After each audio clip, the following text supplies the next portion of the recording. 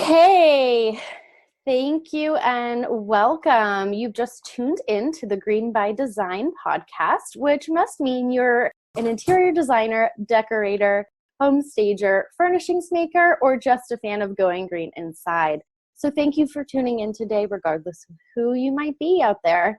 The goal of this podcast is to help the interior design professionals and industry as a whole go green through education, discussion, and connection. And I am your host, Erica Reiner from Eco Method Interiors. And today's guest is Susan Inglis. Did I pronounce that last name correctly, Susan?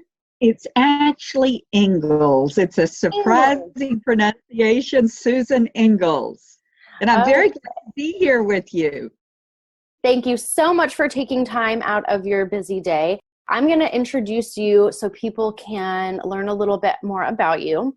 Now, for those listening, Susan is the Executive Director of the Sustainable Furnishings Council and resident expert with the organization she helped found in 2006. She has led the Sustainable Furnishings Council to work with industry leaders to establish criteria in order to gauge the sustainability of furniture products and practices, develop programs for educating all sectors of the industry, and attract hundreds of companies to membership. Ingles is also the founder of From the Mountain, a company that imports hand-spun cashmere yarn from Afghanistan, providing safe income for over 100 women there. Susan serves on the board of the American Sustainable Business Council and was awarded a 2017 Visionary Leadership Award by the, I think NC means North Carolina Business Council.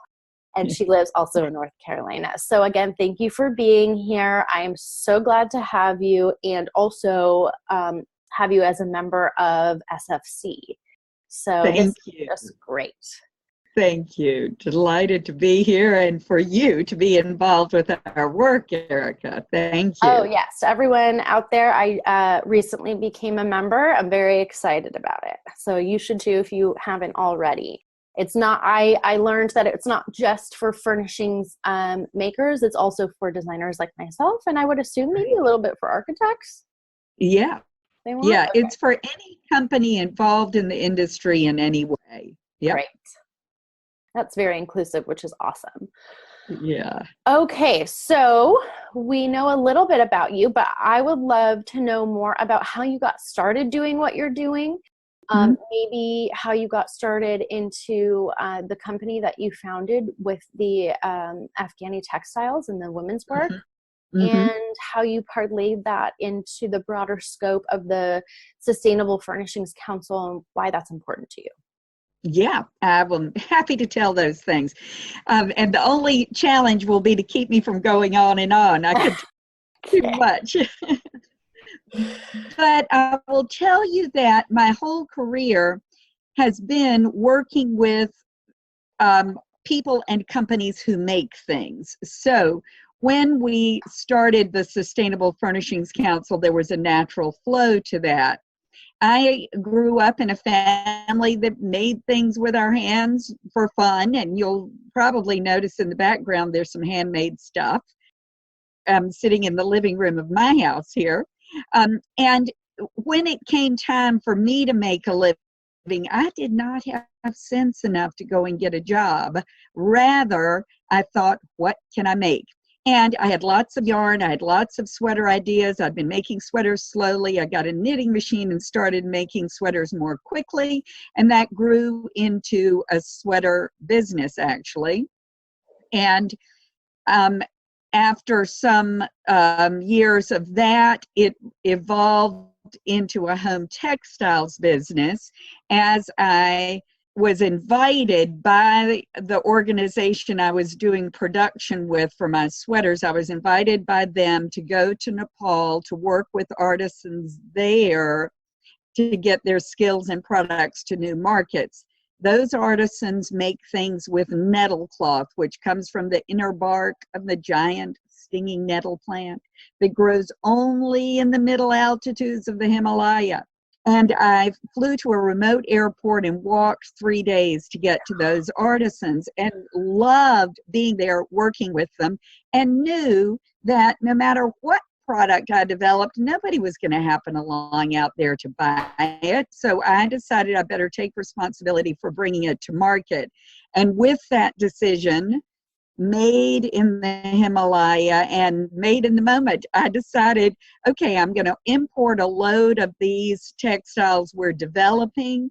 When they arrived some 6 months later, I sort of declared this new business. And with the artisans in West Virginia who had been making my sweaters, I started making pillows and sofa throws. So this business importing things for the home, because the nettle cloth is very much like linen and is very good for things like placemats, and that was in fact our main product. So it was home textiles that I was making with artisans in Nepal, with artisans in West Virginia, soon with artisans in Guatemala as well.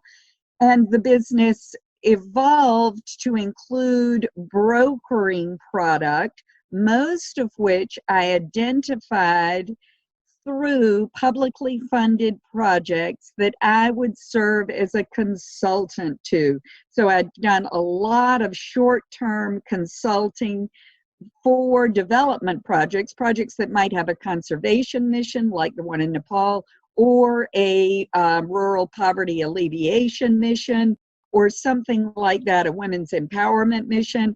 And my job over this range of projects would be to help with artisans understanding new markets they could serve, developing products for new markets, and actually making connections for them to those new markets.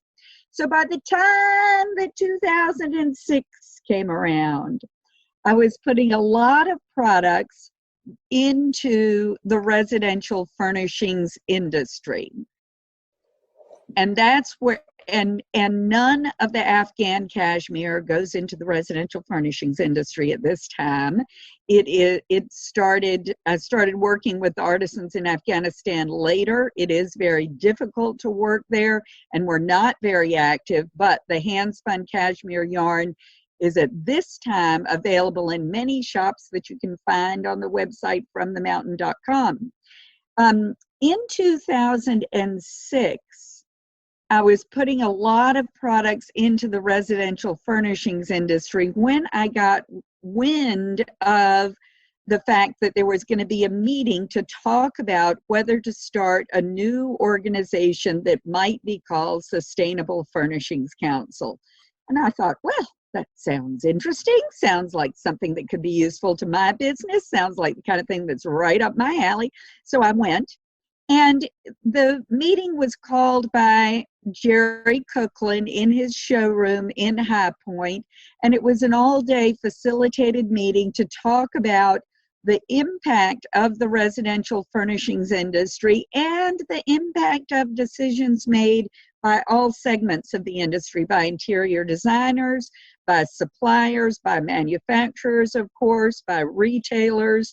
And the upshot of the day was a decision by the 70 or so people present to, yes, see if we can form an organization. So we had an organizational meeting at the High Point Market in the fall of 2006 that resulted in the formation of a few committees and in the actual incorporation of the organization before the spring 2007 market.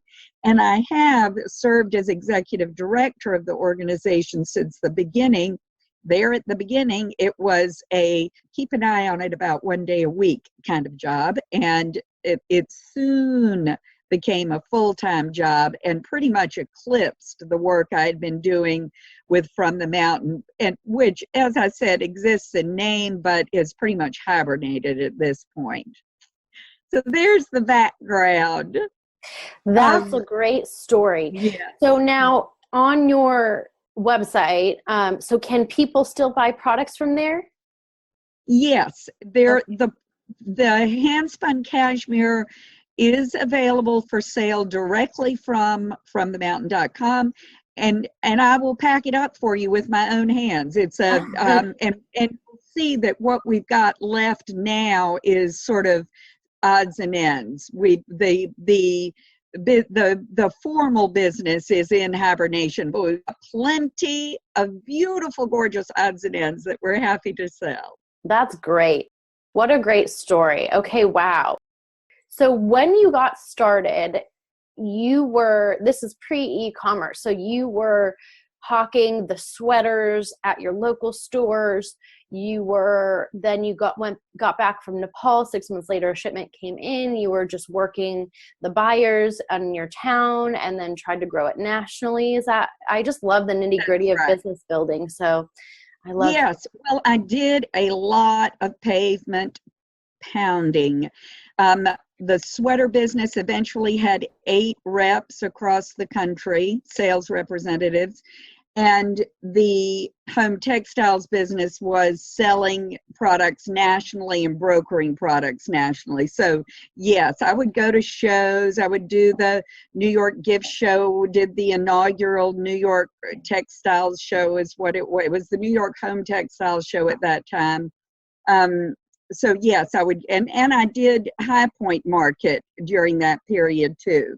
Right. So early and from the mountains existence that I first went to High Point Market, where Sustainable Furnishings Council work is very much centered, because that is the International Home Furnishings Market, and so we do a lot of programming at markets such as the one coming up next month. Yes. And I would love to see more of that. I'm excited to see how sustainable we all can make High Point. And I've done a little bit of digging before. In the past, I've been hesitant to go just because I'm always trying to find new vendors and makers who are doing something sustainable. It could be anything, just something a little bit better than the norm and conventional. And so I've done a bit of digging around in the High Point Market. Like they give you a list of the exhibitors. It's a bit of a convoluted search. Like I have to start with the keyword green, and then I have to start with the keyword eco, and then I have to start with the keyword sustainable. And then I have to get a piece of paper and try and write them down. And so I'm wondering if you suspect in the future there might be a section of High Point Market that's all sustainable in some way. That would be great, because then I can get in and get out. Well, you will be very glad to know that we publish a guide. It's called The Guide to Green at High Point Market. And we also do it for the Las Vegas market. It's called One Good Guide at Las Vegas Market. The Guide to Green at High Point Market, we've been publishing since 2007. And in 2007, we did have an eco pavilion. We have had eco pavilions at various shows at various times. I'm interested to hear you say that that's specifically what you want. We have found that what is effective in general is, rather than a pavilion, the ability of the buyer yourself to identify real eco options in whatever section of market. So whether you're going shopping for rugs or for upholstered furniture or for case goods or for whatever, these things are in the place at market that makes sense for them because of their style, because of their price point. What we do is guide you to them for their eco attributes. And what we're guiding you to is members of Sustainable Furnishings Council. And you can see on our website, sustainablefurnishings.org, you can see what the eco attributes of each of these companies is. So you can see their best practices, what a sort of snapshot of what the company is committed to doing and where they are now in their journey. Yeah, now that you say that, does make more sense, because that's what I do when I search online. I don't start with one place unless it's one vendor I know has almost everything in there. But I don't start with that. So in my work as a green or eco-friendly interior designer, I pride myself on it being 1 part science, one part art, and knowing what attributes to look for within the style and the budget and the criteria I'm looking for, where I might identify certain criteria or items, products, materials that I can swap out for something more eco-friendly or sustainable or non-toxic. So now that you say that, that is exactly how I work. So I start from the other way. If I'm looking for a rug, I'll look for certain attributes in that rug. And make sure it fits with the style and the budget and so on. Yes. So that makes complete sense. Good. And that's why you're here today, to tell us all what to do.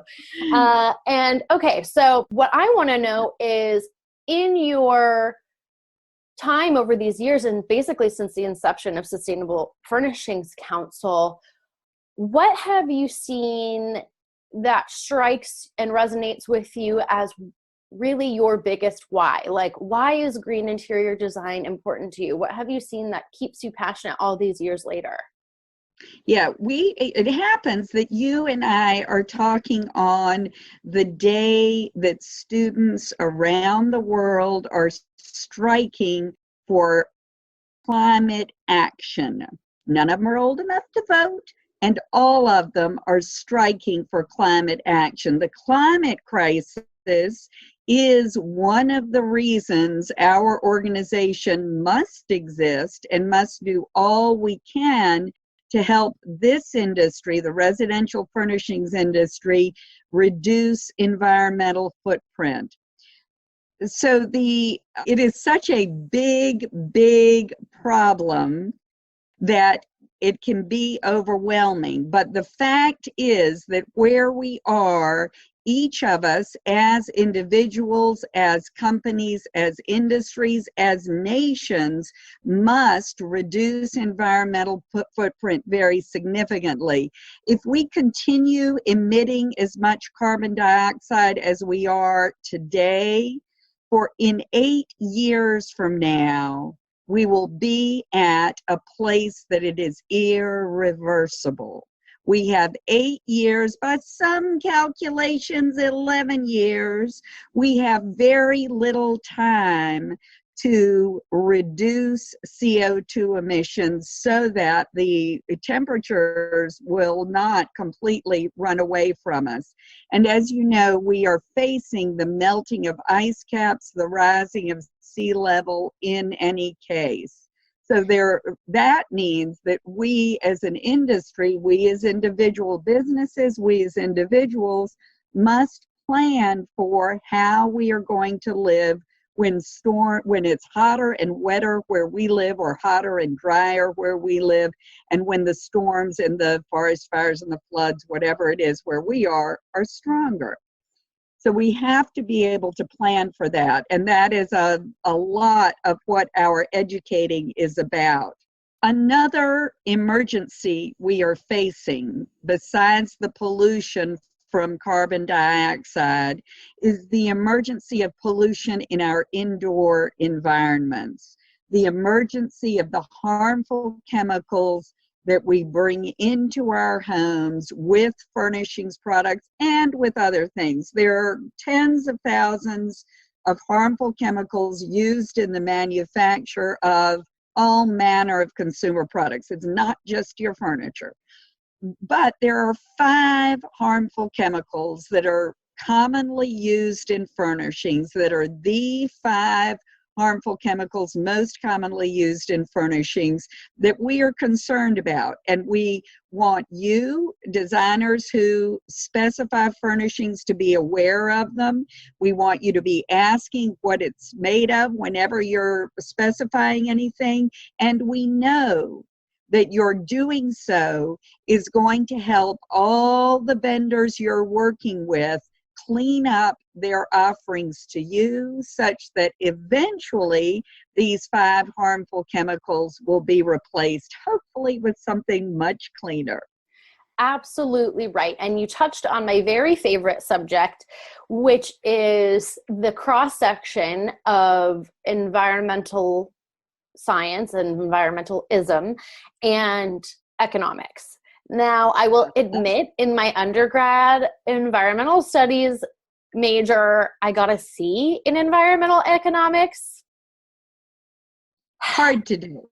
It's hard stuff. But I'll let that go. It's still my favorite topic because in this country, and frankly, in a lot of the Western world, and now with the emergence of the middle class in a lot of these booming Asian markets, the most important thing we can do in the way our society is currently set up, so without an anarchist revolution, the one thing we can do now is vote with our money. And so our markets will and have been responding to demand. Simple as that. So if it starts with awareness, education, talks like these, getting other designers involved, which is what this podcast is about, and creating that demand, and we will see changes, just like we saw with Arlene Blum's work and the fire retardants and requirements in California. We will see more of that happen. I just read a report from, I don't remember, but I did remember seeing the statistical conclusion that, first of all, this industry is growing, like with the popularity of shows and social media sharing and all that kind of fun stuff. People are really interested, and I think they're starting to understand the psychology of design more and how your space can greatly impact your mood, your productivity, your stress levels, your joy, your expression. Even I see things like isolation and then lack thereof. So being able to, or the opposite thereof. So then enjoying having people over and hosting and community, all intertwined with things like interior design and our environments. And now, the term biophilic design is becoming more popular and people are getting interested in that. So that's great. And we're seeing awareness and a conversation moving there about the mental health and wellness aspect. What we want to see is the demand for the physical and the awareness of just what you said. There are about 100,000-ish chemicals since World War II that are on in everything that have been created, very few which have been tested, very few which have been banned. So I would love for you to go over just briefly the five chemicals specifically for this industry. But you just touched on two really great points, because there's nobody protecting you from anything that you bring in your house. It can be made with whatever for the most part. And it's very hard to change legislation, but we need both, right? Like we need to be asking and lobbying as hard as the chemical industry is lobbying, which is a fantastically wealthy industry, a strong, powerful lobbyist group. So we need that. But then also, we have to educate the consumer base and the designer base so that we can create demand, which will provide a better foundation for requesting of our government to protect us a little bit better. It will be an easier sell. So what are those five things that we want to look out for? The 5 harmful chemicals, and these are classes of chemicals, are VOCs, volatile organic compounds like formaldehyde, the flame retardant chemicals, the highly fluorinated stain treatments, antimicrobials, and PVC or vinyl. PVC is our most common plastic, and it comes in pliable or rigid forms, and we frequently in our industry just know it as vinyl. All of these things can exist in home textiles, for instance. All of them are persistent. That is, even if we stopped using any of them today, they would still exist in the environment for decades and centuries. And all of them, all of them are associated with harm to human health and to other life on the planet. Yes. Now, I know that PVC is one of the no-nos. Is it, to your recollection, is it inundated with phthalates, or is that a separate category? Phthalates are added to make the vinyl pliable. That's so right. To make the PVC pliable. So it's rigid when it is not got any phthalates in it, usually like the plumbing pipes. And then phthalates are added to make it very pliable, like a shower curtain or something. Right. Which is why your shower curtain smells, by the way. That's those right. new ones when you That's open right. it up. So yeah. Okay. So when we get to this point in conversation with anyone or to the consumer or to the designer, their next question is, well, usually the question is, okay, so what do I need to avoid? And what I'll just say to you, to everyone out there, is it's actually so much. You'd be down this rabbit hole and never come out. Mm-hmm. So basically, yes, you can avoid entire categories of things to the best of your ability and get as educated as you can. For me, I find it easier to tell people to look specifically for the good things. And so to look for certain keywords in a textile, that might be something like organically grown fiber, or it might be undyed or low impact dye or untreated, certain words that indicate healthier criteria, as well as certifications. That's the easiest way to go. So that's like, looking for those criteria, asking the makers, and then a level above that is a third-party certification who's done hard work for you. So just to wrap that whole question up in a bow, I would just say to anyone listening, my advice is to look specifically for the makers, which is what I do in my practice, who are making the better things, instead of looking to exclude the entire rest of the 99.9% of the industry. That's incredibly overwhelming. Yeah. Just to put a bow around that. Yeah. And I'll give our listeners a few more tools too. I want to be sure everybody knows we do have a buying guide on sustainablefurnishings.org that will take you through different materials and help you know what questions to ask, what answers to look for. When you are deciding what store to buy wood furniture from, for instance, I urge you to make use of our wood furniture scorecard, which ranks stores on their wood sourcing policy. When you are concerned about those harmful chemicals we've been talking about, I urge you to make use of a supply chain questionnaire, which we have on sustainablefurnishings.org, which is in the What's It Made Of section, and which helps you have the conversations with your vendors about whether these sorts of harmful chemicals might be present in the products you're looking at, and what they have to offer you. It just helps you have the conversation, and that is the kind of tool you need, is tools for the conversation. Now, there are certifications, and you'll find those referred to on both the buying guide, on the What's It Made Of supply chain questionnaire, and on the wood furniture scorecard. There are certifications you can look for, and looking for them is very important.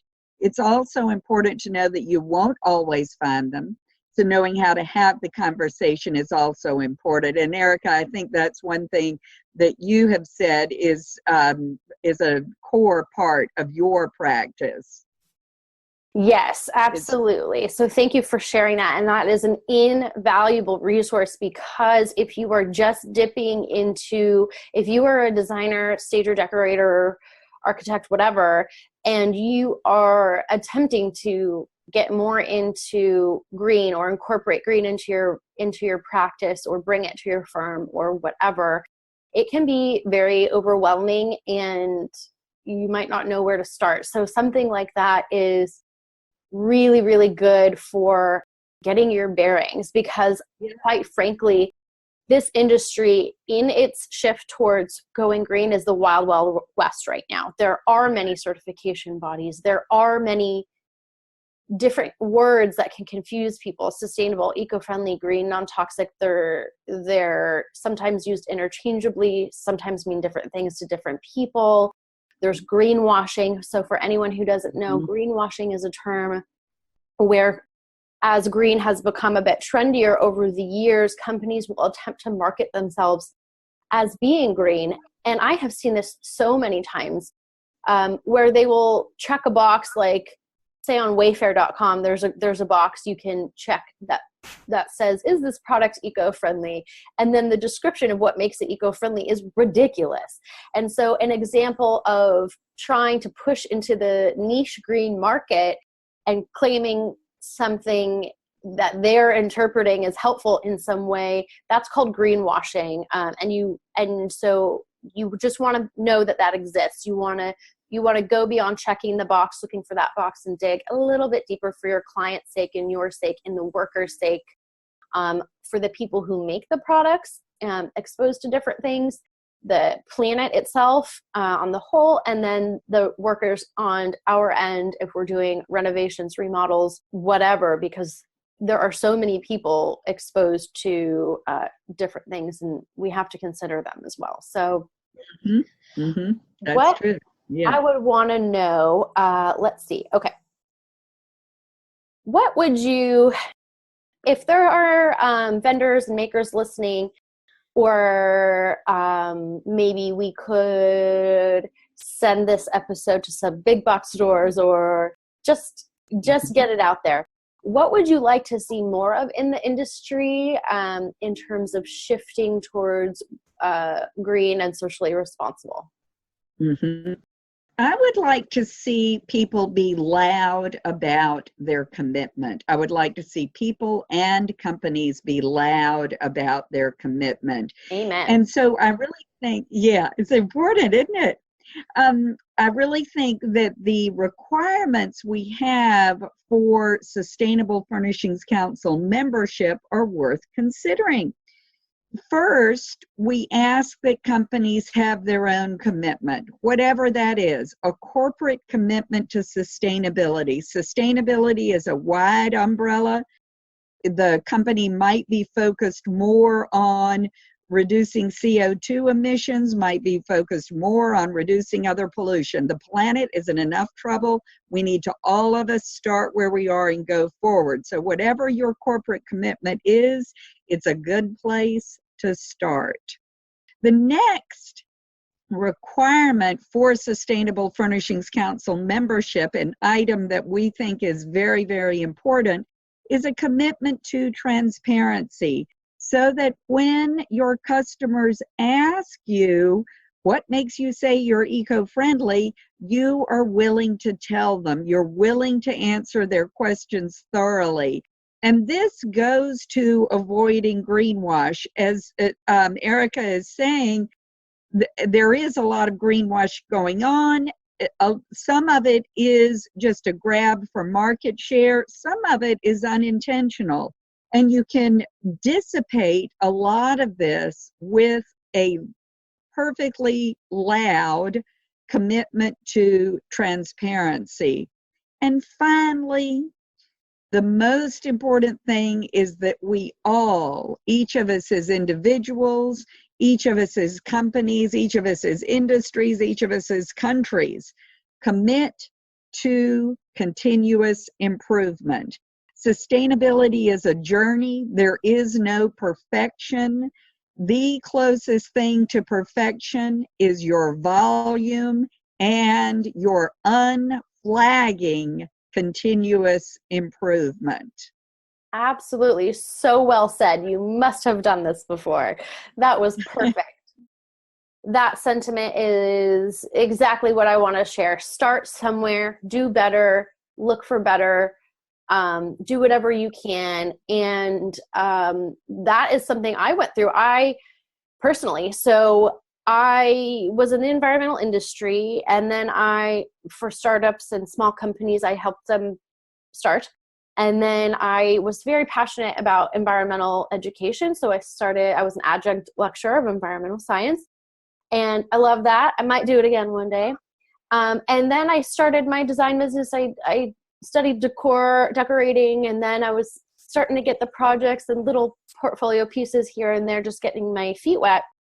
And then I, had to contend with like branding and marketing and all that kind of stuff. And I, at the beginning, really left my commitment and what I wanted to do out of the picture because I didn't know how to incorporate it. And I didn't know if I could promote that, if that would be successful. And then I just decided, I'm changing the name of the company and I'm changing what I accept to work with. And I'm going to work with ideal clients, and people are going to know that when they work with me, I will have a custom green guide for them outlining the goals of the project in a way that's well suited to them. Again, starting where we can. Yeah. And that is now my whole ethos, and is That's now great. what I'm presenting. And unfortunately, I have seen companies hide their sustainability goals and efforts because they think of preconceived notions of barriers to entry for the consumer. And so I really want any maker out there, and I want every designer who works with makers to constantly be letting them know that that is important to them, and ask the questions. You have anything, even if it's your favorite conventional store, say, is there anything that you're making that's eco-friendly? This is important to me. I'm incorporating it into my business. Because on more than one occasion, I have seen a vendor, a maker, a supplier hide their sustainability efforts. And that's like crazy and counterintuitive, but it's because they think that people don't buy for eco-friendly. They buy for whatever else first. But I really want to say it's both. I think it is. Friendliness can be a beautiful thing.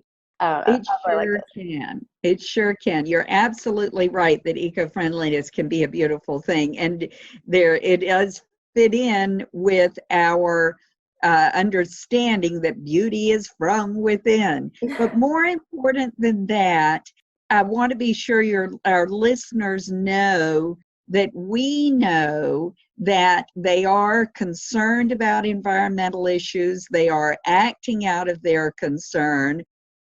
And of course, if they are going shopping for furnishings or for interior design services, they are first going shopping with whatever their taste is and whatever their budget is.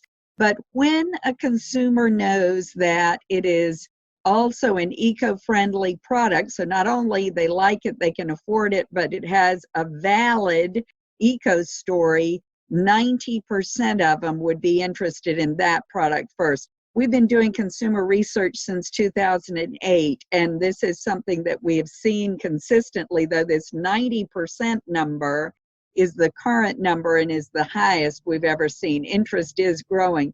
But you're right, when we ask consumers, okay, so how come you're not buying as much in eco-friendly home furnishings as you are in other things like organic food and recycled paper products and non-toxic cleaning products?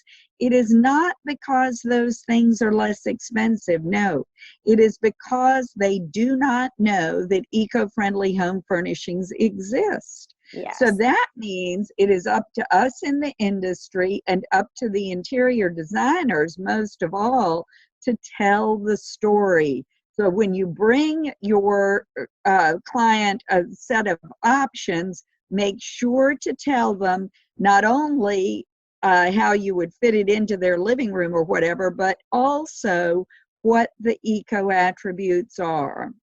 Absolutely. So well said once again. And so I think I'd like to end on a positive note, which is, what positive green changes have you seen? Just give me one example of like a great thing you've seen quite recently within our industry. Well, one thing I've seen is that growing consumer interest. This is great good news for all of us, no matter what segment of the industry we're working in. It's great good news that there is more interest, and all we have to do is tell the story of what we have on offer, and we're pretty much guaranteed a response to it. To give you more detail on that, the research shows that consumers do often think that the eco option is going to cost more. Well, some things do cost more. For instance, certifications, as we were mentioning earlier, certifications do have a cost attached to them. Someone has to do the audit, and they have to get paid to do the audit, and so that's going to increase the cost of the product. The fact is that in the case of residential furnishings, in general, the construction of the product is so complex that whatever the certified elements are, they are not the largest elements of the product, and so overall it doesn't add a lot to the product. For instance, if you have a sofa with an Forest Stewardship Council certified frame, it might just put the cost of the whole sofa up a couple of percentage points, and we know that consumers are perfectly willing to pay up to 10% more, just like they would for their favorite brand or any other attribute that means something to them.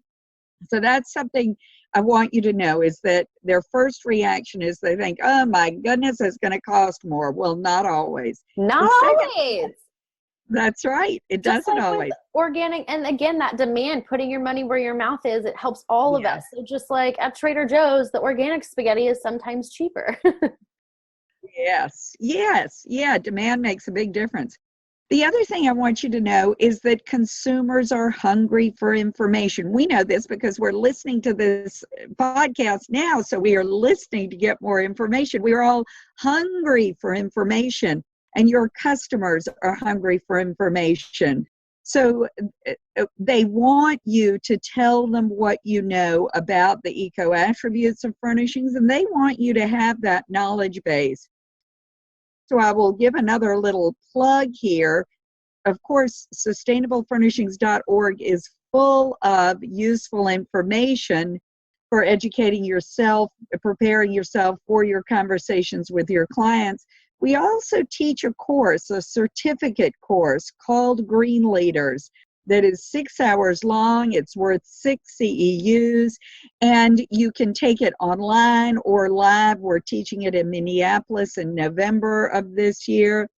And it will give you that grounding in what the issues are, that understanding of what customers are concerned about, what consumer concern points are, and then lots and lots and lots of questions to ask and answers to look for as you are choosing materials and products and making design decisions. Finally, it includes a sales training module to help you put it all together and do your job better and grow your business, which is exactly what you will be able to do with the current crisis we're faced with and with your clients' eagerness to be part of the solution. That's absolutely right. And I don't think I finished my thought because I got too excited about other things about this earlier. But that report I mentioned saying that the home industry world and market is growing also specifically noted, and I didn't note any other characteristics like this, but it only specifically noted, and consumers are increasingly interested in eco-friendly options. That didn't say they're interested in anything else. We're seeing that, throughout the industry. And if you are a designer listening to this course is such a good place to start with those certain criteria. You might choose to do other things later, like well or lead or whatever, or maybe you've already done that. But this is going to be really good for folks that are, have been designing and are learning a little bit more and trying to incorporate green things. It's going to give you a great structure and lead in to make it a little bit more clear on how to do it instead of just trial and error, or being, down in the internet rabbit hole of chemicals and scary things. You just want to know, you just want to have someone help you through that transition from conventional design to being able to offer to your clients, yes, actually, I do know about where to start and what to look for, and you don't have to go elsewhere. I can handle that for you in whatever capacity that looks like. So So that is it's really very practical. Yes, absolutely. And the sales component, that's ideal. So Yeah. maybe when I'm done studying for my well exam, that'll be next on the list for me because I'm a lifelong learner. Or Good. maybe I could help deliver the Good. course one day. Who knows? I love That's teaching. true too. Good Yeah. possibility. Yeah. So, okay, I will not take up any more of your time. You've been so generous with it. I have so enjoyed our conversation. You know so Me much, too. and it was just a pleasure learning from you and getting to share all of your wisdom. So, where is one place that our listeners can find you? Sustainablefurnishings.org. So you can go to sustainablefurnishings.org and you can contact us from any number of pages on there. So please do that. Please come to our website and consider getting involved with our work. I would look forward to hearing from you. Absolutely. Thank you. Okay, well, this has been Thank absolutely a you, delight. And we will have to have you back on maybe in next season or something like that, and get more good stuff from you. So thank you again, and have a wonderful rest of your day and weekend. Thank you, Erica. It's been a pleasure to be with you. Thank you.